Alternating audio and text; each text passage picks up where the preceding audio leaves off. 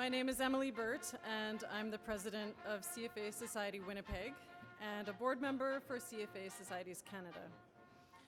On behalf of everyone on the board of CFA Society Winnipeg, I would like to once again welcome you all to our 57th annual Forecast Dinner. I think more than ever before, we're thankful to be able to come together in person and feel a part of this community after over 2 years of likely feeling quite isolated from each other. Our board and forecast committee worked very hard to make this year's event an in-person one. We are so appreciative of the positive response we received from our members and sponsors this year. Thanks to each of you for supporting our decision to move our event from January to today in April. I would like to acknowledge that we are in Treaty 1 territory and that the land on which we gather is the traditional territory of Anishinaabe, Cree, Oji-Cree, Dakota, and Dene peoples, and on the homeland of the Métis Nation. Last year, many of us met virtually for our forecast dinner, where we enjoyed a conversation with Michael Lewis that was jointly organized with the CFA societies from Edmonton and Calgary. This was our first foray into combining forces with other societies to bring our members what was a really high-quality event. And in a world where virtual events and education seem to be here to stay, at least to some degree, we are likely to continue partnering with our peer societies so that together we can deliver much more to you all. CFA Society Winnipeg has served the local investment community since 1952 by promoting ethical and professional standards within our industry. Our society is an active participant and innovator within our international organization, the CFA Institute, and is an active member of CFA Societies Canada. In addition, CFA Winnipeg provides career development assistance to students and candidates, our members with professional development and educational opportunities, job placement services, membership networking events, and we are actively involved with development and promotion of initiatives such as the new DEI code and the ESG standards.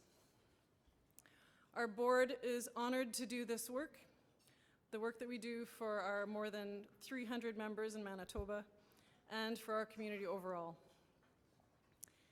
CFA Society Winnipeg's board, members, and community has been shocked and horrified along with the rest of the world as we watch from afar the atrocities that are taking place in Ukraine.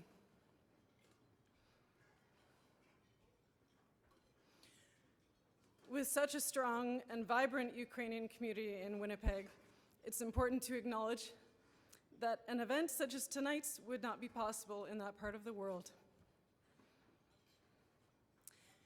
We really are fortunate to live where we do and enjoy the freedoms that we have.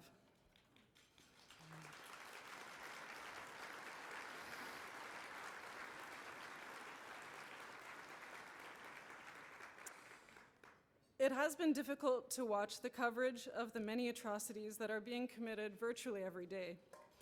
It has also been quite a unique time for the global business community to see how so many corporations are doing whatever they can to condemn Russia's aggression. In just 2 months, more than 750 major companies have voluntarily withdrawn their operations from Russia.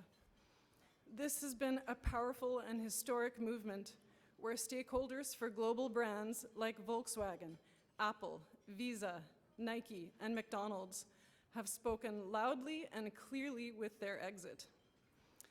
This has shown their shareholders that initiatives that may have a negative impact on their bottom lines do not outweigh their principles.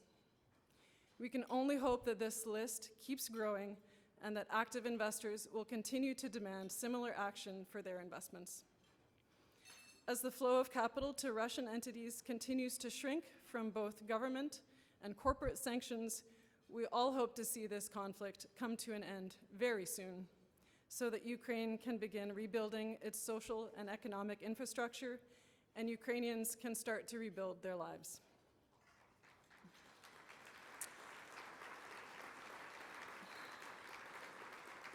I think now would be a great time if you would all join me in a toast.